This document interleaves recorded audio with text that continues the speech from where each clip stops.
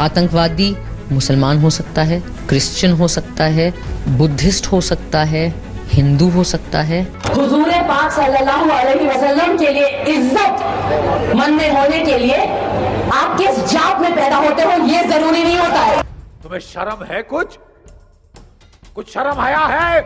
दोस्तों, R K talks की एक और नई वीडियो में आपका स्वागत है। स्वरा भास्कर हर डिबेट में अपनी इंसल्ट कराने पहुंच जाती है क्योंकि उनके पास जो ज्ञान नहीं है वो दिखाने की कोशिश करती है। इसी बीच में रूबिका लियाकत ने उनका झूठ पकड़ लिया और उनको एनआरसी और सीए के बारे में सब कुछ ज्ञान दे दिया और आपको भी इसका ज्ञान मिलेगा और मज़ा भी आएगा। वीडियो देखिए और इन्जॉय कीजिए। है कि पिछले 6 सालों में एक नागरिक होने के नाते, एक टैक्स पेयर होने के नाते, एक रिस्पॉन्सिबल नागरिक होने के नाते मुझे नहीं भरोसा आ रहा है काम पर, हरकतों पर इस सरकार की। Okay that is the issue. Okay, अब आप ये कह रही हैं कि पूरे देश में एनआरसी लागू करने की बात में पॉइंट दर पॉइंट आना चाहूंगी। किसने कहा कि एनआरसी लागू हो रहा है? एनपीआर सिटीजनशिप को लेकर नहीं है, एनपीआर सेंसस को लेकर है, वो नागरिकता को लेकर नहीं है। आप क्यों कंफ्यूजन फैला? मैम एनआरसी जी नहीं, एनपीआर जो है, एक मिनट, एनपीआर सिटीजन सेंसस नहीं है। एनपीआर में जो सवाल है वो सेंसस के सवाल नहीं है। अगर सेंसस के सवाल है तो फिर एनपीआर कराने की क्या जरूरत है? सेंसस तो कब से हो रहा है? एनपीआर तो 2010 में भी हुआ था ना मैम, और हर 10 साल बाद होता है। नहीं, लेकिन एनपीआर को होने में किसी को दिक्कत क्यों होनी चाहिए? दिक्कत ये है कि अब चूंकि देखिए मैम, हमें कोई दिक्कत नहीं है अगर सरकार ये सारी चीजें नहीं लाती। हमें नहीं इंटरेस्ट है बार बार नए कागजात बनाने का। हमारा पूरा जीवन मैं कह रही हूँ 2010 में जब एनपीआर हुआ तब स्वरा भास्कर को दिक्कत नहीं हुई। 15 साल से एक्टिविज्म कर रही है, तब स्वरा भास्कर सड़कों पर नहीं दिखाई दी। आपने बोला ना, आपने ये बात बोली है कि मैं 15 साल की उम्र से एक्टिविज्म कर रही हूँ। मैम देखिए, दिक्कत ये है कि 10 साल बाद जब दोबारा एनपीआर हो रहा है वो इसलिए दिक्कत दे रहा है क्योंकि वो मोदी सरकार के रजीम में हो रहा है। सही पकड़े हैं नहीं मैम, दिक्कत ये है एनपीआर नेशनल पॉपुलेशन रजिस्टर है।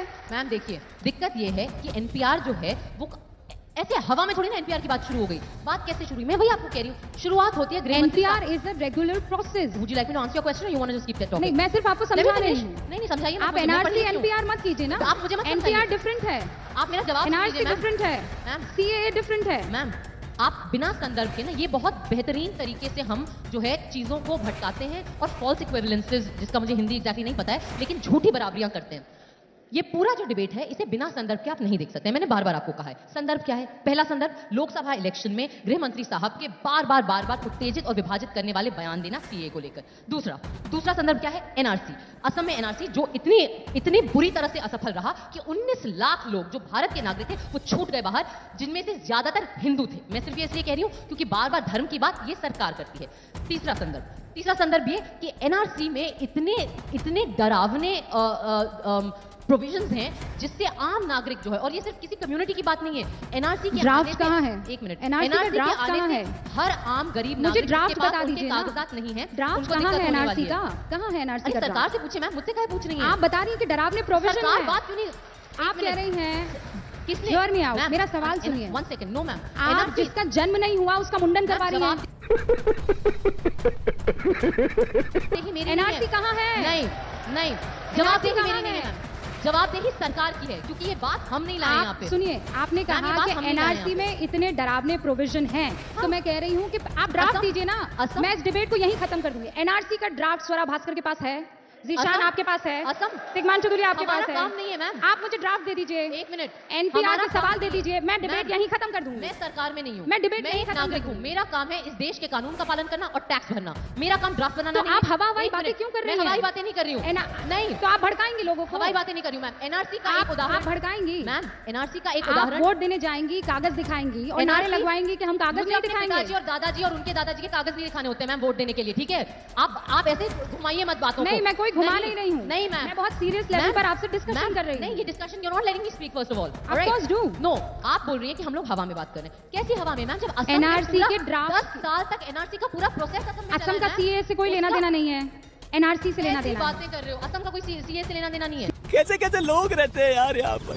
सर तुमको पागल कुत्ते का गाड़ी उठा के ले जाएगा, बता रहे हैं हम। सीए से कोई वास्ता नहीं है।